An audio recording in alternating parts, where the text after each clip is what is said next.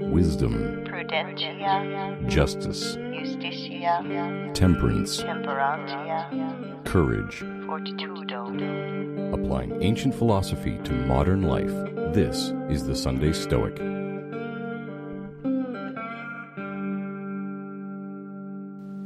Welcome to the Sunday Stoic Podcast. My name is Steve.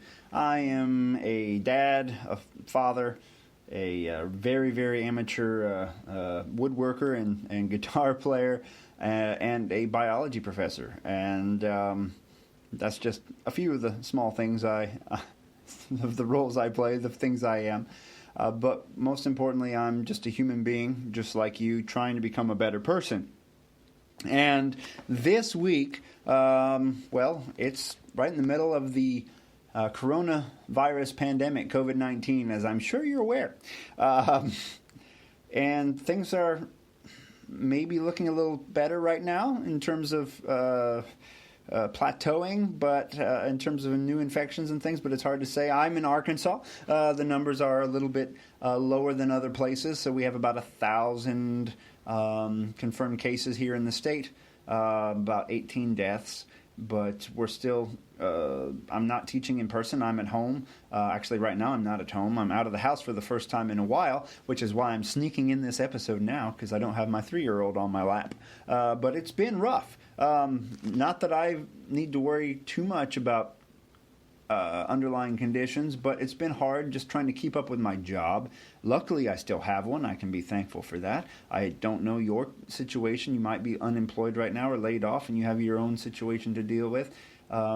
Maybe you have loved ones. Like my grandmother fell and broke her leg, and she's in a nursing home right now. I'm worried for her back in Ohio. But me trying to do lectures with really bad internet, and then my 3-year-old running around the house like a Tasmanian devil, it's been a little challenging. But it's okay. I'm not in despair.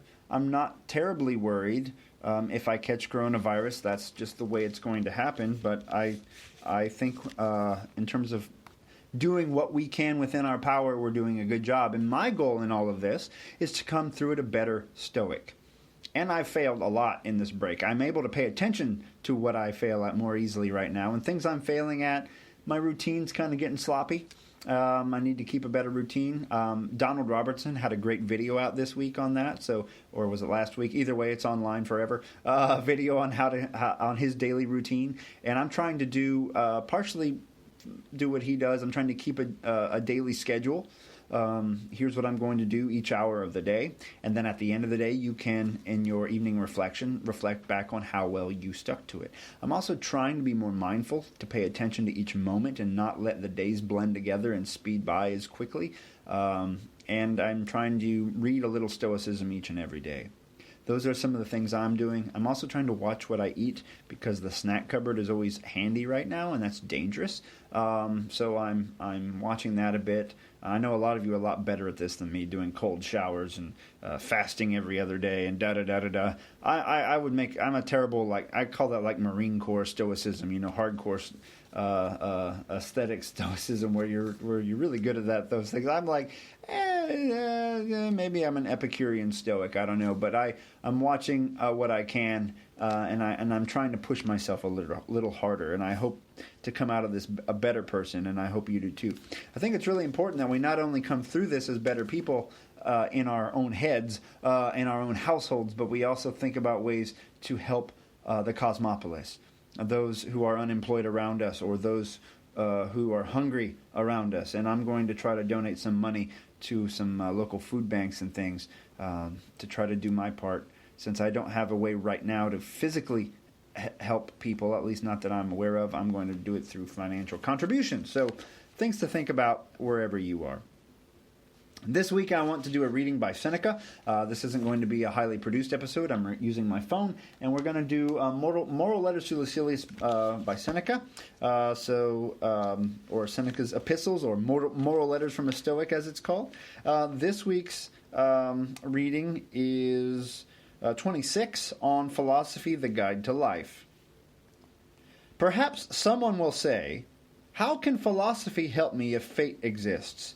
Of what avail is philosophy if God rules the universe? Of what avail is it if chance governs everything?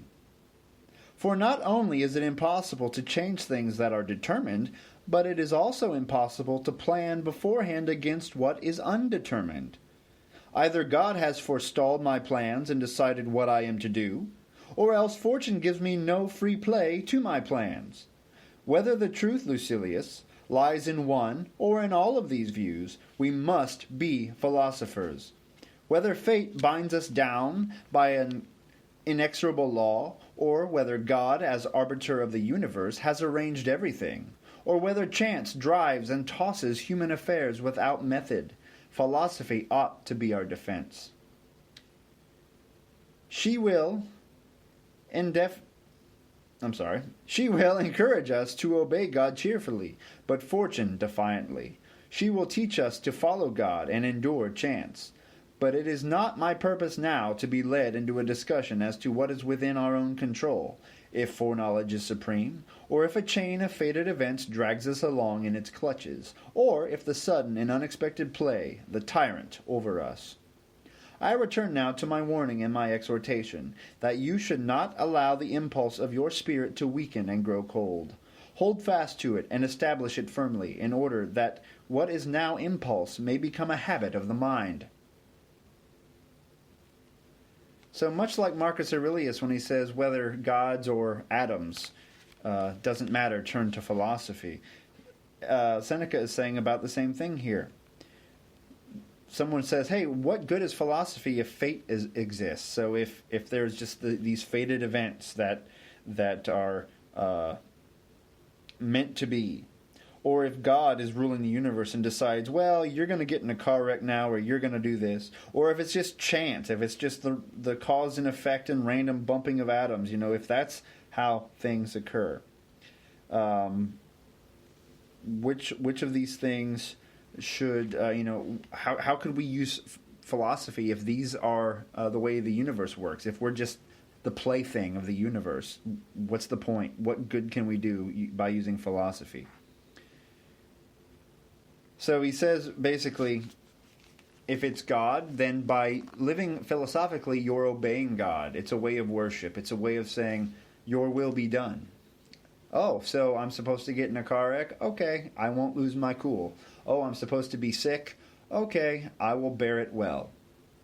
If it's fortune doing this to us, this sort of, like I said, the universe using us as a plaything, here's some riches, oh, and here's cancer, ha-ha, then you defy fortune. If it's God, it's a way of living up to what God expects of you. If it's fortune, it's your way of saying, I'll show you, I will endure this with a smile on my face.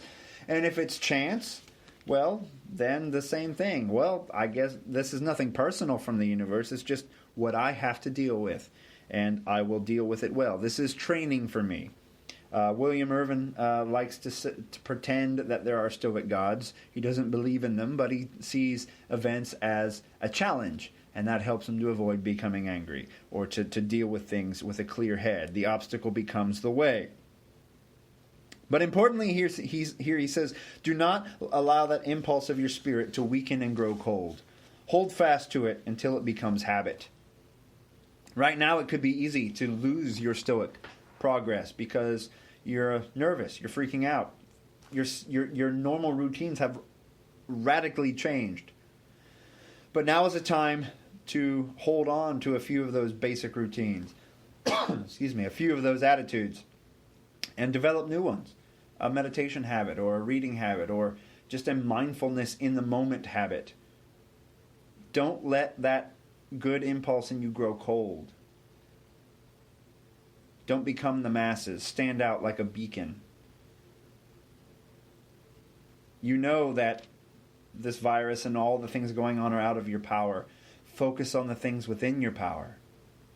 You got this. You can do this. We can do this. You are my cousin, and I believe in you. So cousins, I like the word cousins, by the way, rather than brothers. It's, at least in the English language, it's gender neutral, right? Cousins, we got this. We can do this. Don't let that light within you go out. Let it grow. Let it shine. Build that light. Stoke that fire within. become better Stoics. Let's work on those routines. The next time I talk to you next week, I will have done at least 2 cold showers. I will also have not snacked for several days in a row, and I will be a little bit better person. I'm gonna make sure to be in my head, or I should say out of my head, when I'm playing with my kid, not thinking about work, not thinking about the coronavirus, but engaging fully moment to moment in what I'm doing more often. And that is my pledge. And I will donate at least $100 to a local charity this week to try to do something to help my cousins around me. What are you going to do? What help do you need? What are you doing? What are you doing to battle this situation? Let me know. SundayStoic@gmail.com. Carpe diem. Thank you for listening to the Sunday Stoic. If you enjoyed the show, please subscribe, rate, and review the Sunday Stoic on iTunes. Become a member of the Sunday Stoic team, earn rewards, and be an integral part of the show by becoming a patron at www.patreon.com/SundayStoic. Contact the show by emailing sundaystoic@gmail.com or by leaving a voicemail at 501-503-3132. To find out more, visit www.sundaystoicpodcast.com. And as Steve always says, carpe diem.